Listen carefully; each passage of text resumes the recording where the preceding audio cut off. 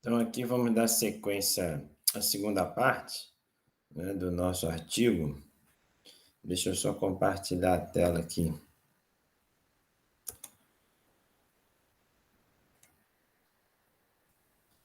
Seria aqui, né?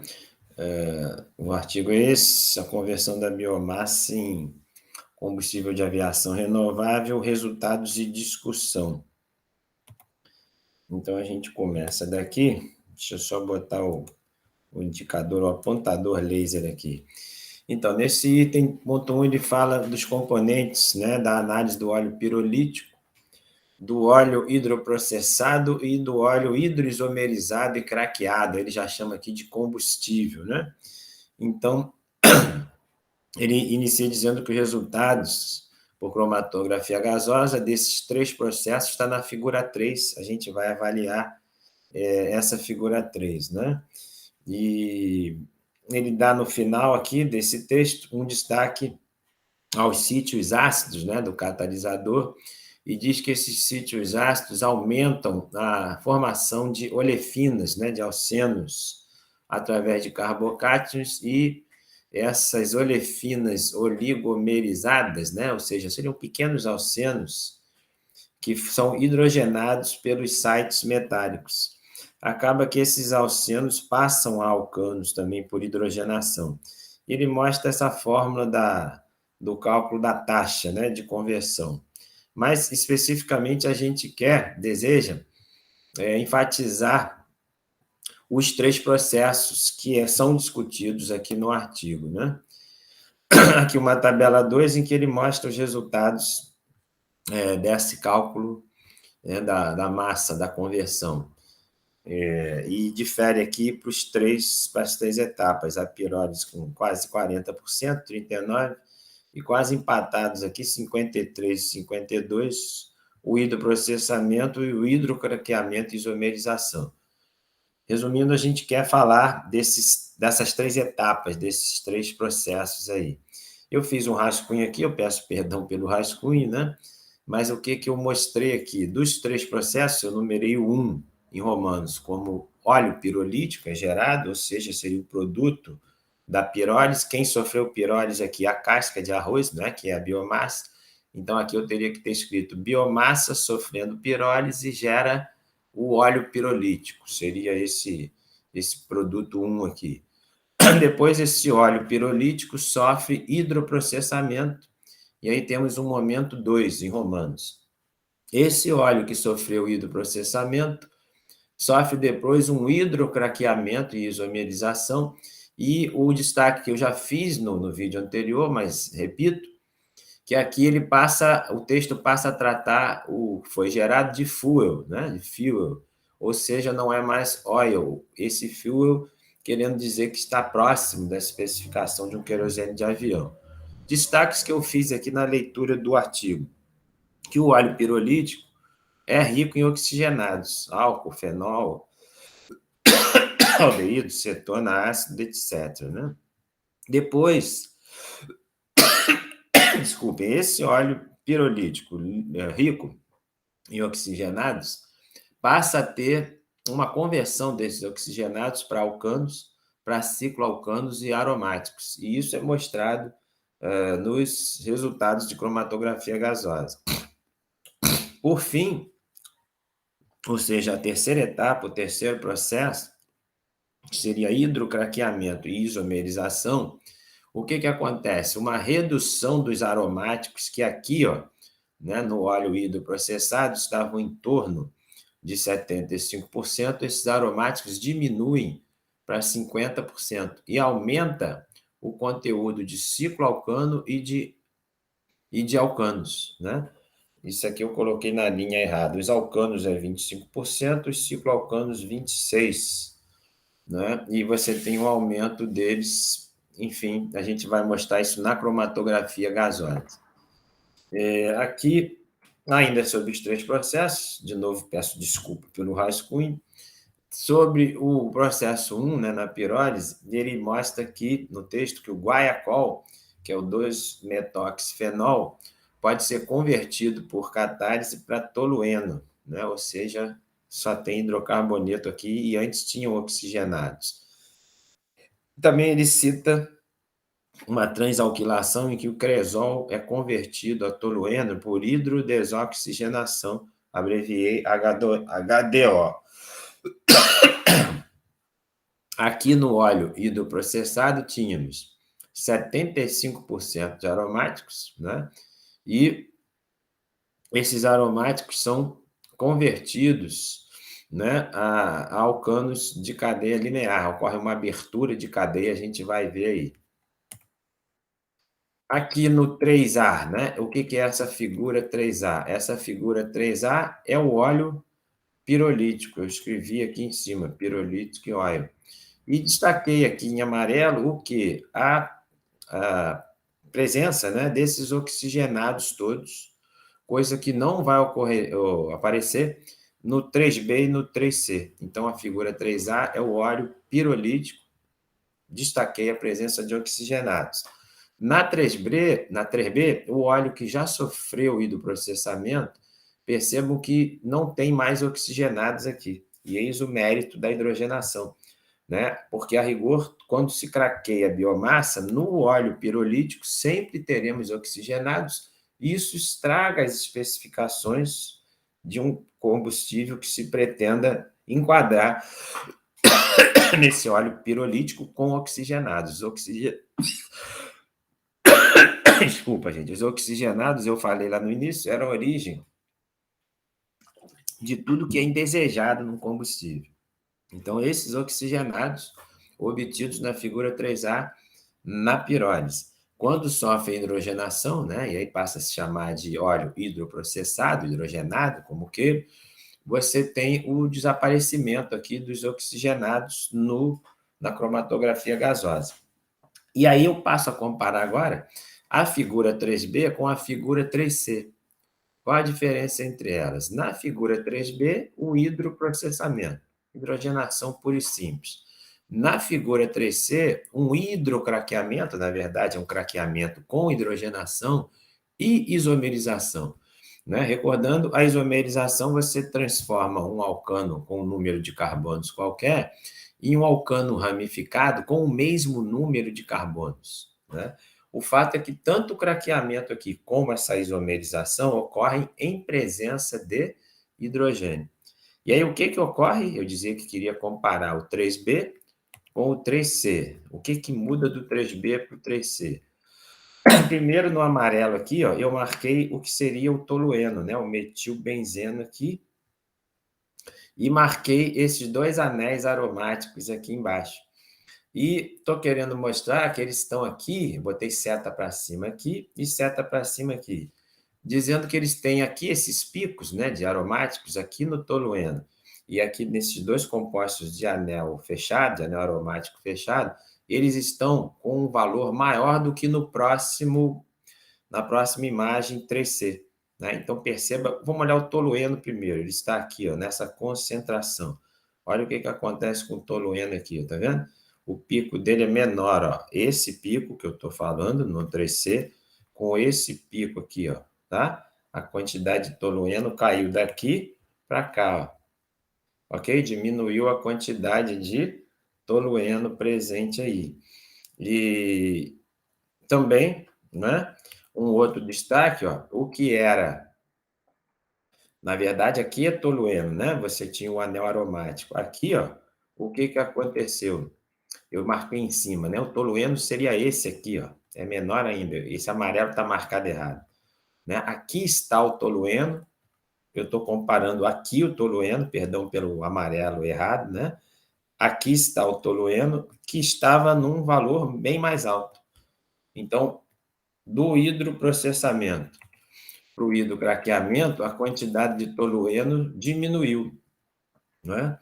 Eu aqui marquei, na verdade, o metilciclohexano, tá? Mas o que eu queria mostrar, repetindo, é que a quantidade de tolueno aqui era maior no hidroprocessamento e a quantidade de tolueno veio para cá, bem menor. Aqui eu marquei os aromáticos corretamente, ó, eles foram para picos de intensidade menor comparado com a altura aqui anterior. Né? ou seja, os aromáticos, esses anéis, diminuíram a concentração deles. Ao mesmo tempo, e aí vai uma explicação, esses alcanos aqui, C15, C16, C17, C18, que estavam aqui numa concentração menor, perceba o que ocorre com eles, ó. Eles ficam com picos maiores. Então, resumindo, os picos dos alcanos lineares 15, 16, 17, 18, eles aumentaram da figura 3B, aqui, os alcanos lineares, aumentaram aqui no 3C. Esse aumento dos alcanos lineares se dá exatamente porque os aromáticos, né, as cadeias fechadas são abertas, ocorre uma abertura de anel, né? Ou seja, diminui a concentração das cadeias fechadas aromáticas e aumenta a concentração de quem? Dos alcanos lineares. E isso é bem-vindo para a especificação do querosene. Então, foi o que eu marquei aí nas figuras 3A, resumindo, né, repetindo cada uma delas. Na 3A, o óleo pirolítico cheio de oxigenados, né? Quando se fez a hidrogenação, os oxigenados desaparecem, mas num primeiro momento aqui, os aromáticos com valores altos e os alcanos lineares com valores baixos. Isso no 3B. No 3C, esses alcanos vão aumentar de quantidade exatamente porque a quantidade de aromáticos vai diminuir, caracterizando, veja, diminuiu os aromáticos, aumentou os alcanos lineares, ou seja, os aromáticos, cadeia fechada, convertidos em alcanos lineares, caracterizando um rompimento, uma abertura do anel.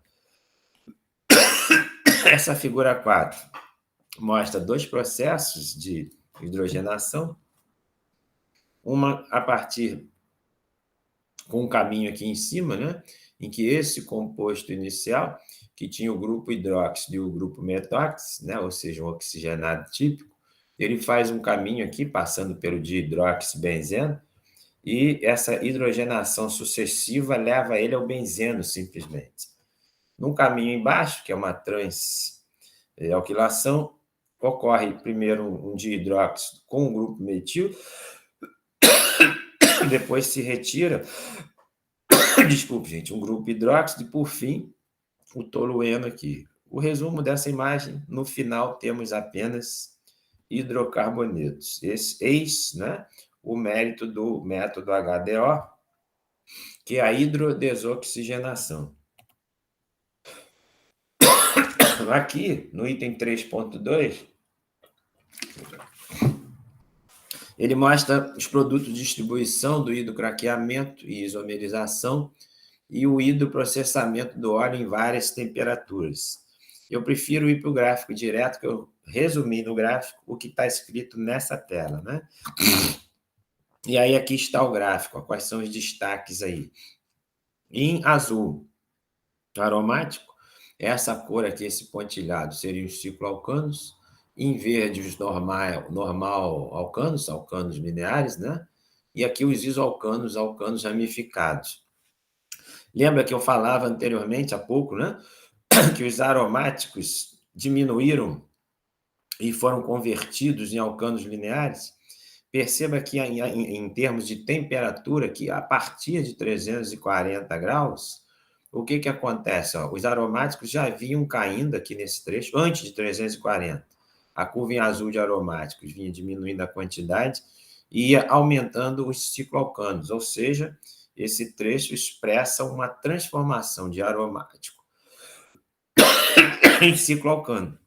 Mas a partir desse momento aqui, dos 340 graus, tanto a curva de aromáticos em azul como a curva de cicloalcano, eles começam a diminuir aqui direto, né? E aumenta bastante a curva verde dos alcanos lineares, caracterizando que nesse trecho aqui, e a partir de 360 graus intensamente, ocorre o que eu escrevi aqui, abertura de anel.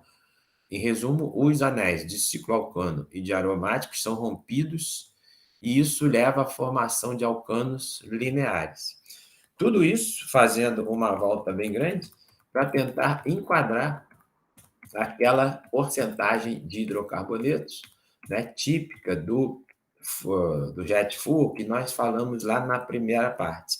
Né? Essa quantidade, essa proporção aqui de tipos de hidrocarboneto, né, em que temos praticamente um pouco mais de cicloalcanos e quantidades quase iguais, né, de aromático, alcanos normais e isoalcanos, alcanos ramificados.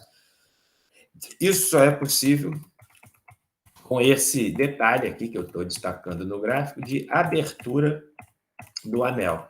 Né? Essa abertura de anel permitiu a transformação dos anéis de aromáticos e de cicloalcanos em alcanos saturados. E isso está mostrado aqui. Né? E, claro, está mostrado os resultados da cromatografia também. Esse texto fala do que eu resumi na tela anterior. Né? Fala da abertura do anel e desses detalhes aí.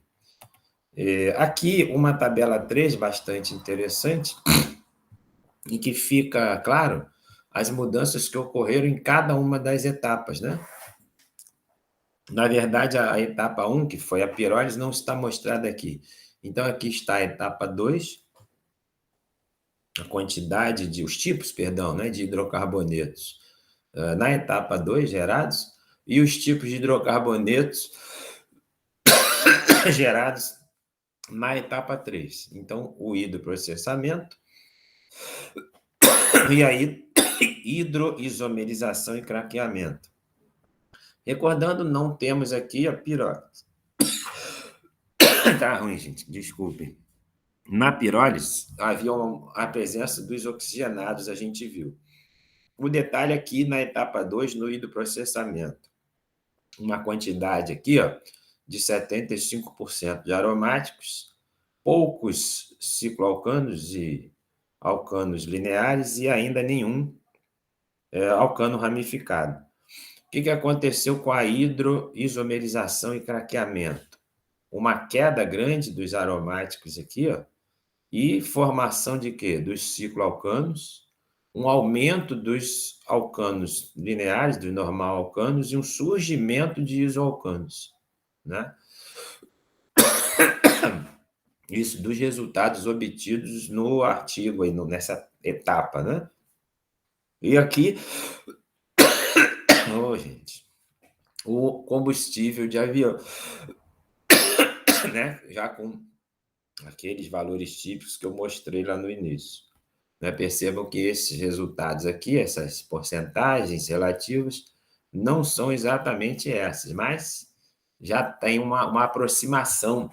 E essa, na verdade, foi a conclusão do artigo, né? Mostrando que essa sequência de pirólise, de hidroprocessamento e depois de hidroisomerização e craqueamento levam a uma composição por tipos de hidrocarboneto próximos do combustível de aviação. Essa tabela 4 mostra propriedades outras, né? Comparando o óleo da etapa final, da etapa 3, que é a hidroisomerização e craqueamento, com o combustível do avião aqui chamado de jet fuel, né? De jet A1. Eles têm uma classificação alfanumérica, jet A1, jet A2, em função dessas especificações. Mas o que importa aqui é comparar esses valores do artigo, da conclusão do artigo, com esses valores de um combustível de aviação típicos. Né? Então, a porcentagem em volume de aromáticos, ó, chegamos aqui no artigo a 28%, e o jet fuel clássico 25%, ou seja, teria que converter um pouco mais esses aromáticos em cicloalcanos, em alcanos lineares e abertura de anel aqui. Né? Teria que aumentar um pouquinho essa conversão dos aromáticos. Lembrando que eu falei na primeira parte que os aromáticos estragavam a especificação do combustível de avião.